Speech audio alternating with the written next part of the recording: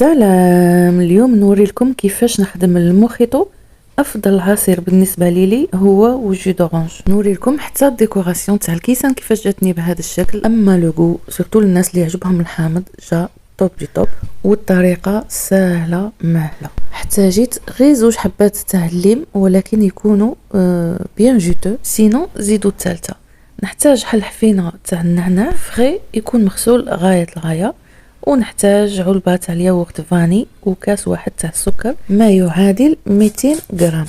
في الاول نبدي نرابي الليم تاعي باش نتحصل على الزاست دو سيترون هو سير البنه. نرابيهم ل2 حبات ونزيد عليهم السكر ونقعد نخلط غايه الغايه باش كامل هذيك الزيوت الطياره تنكه لي السكر تاعي. هذه هي الخطوه الاولى.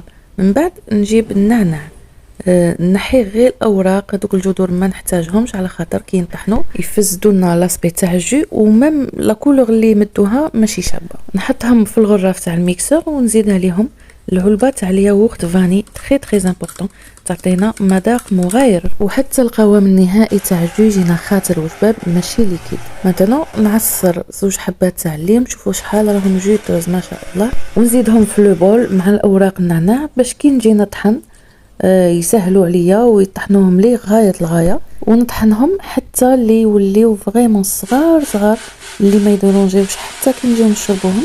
انا ما نصفيش هاد الجو، نخويهم على خليط السكر والزاست، وعاود نفس الكاس اللي عبرت به السكر نشلل به لو بول تاع الميكسر. هادو مقادير مضبوطه عطيتهم لكم بالكاس باش تحصلوا على 6 لترات تاع العصير. نخلطوهم غير بالملعقه في الاول بيان سور، هذاك السكر يكون متكتل، ونخليوهم حل نص ساعه يولي بهذا الشكل كامل السكر يكون داب.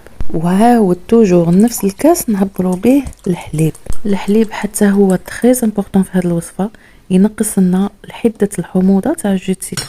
وديراكتومون نعاود نميكسيه ضربه خفيفه غير باش يتجانس مع هذاك الماء، وخلاص صاي كملنا.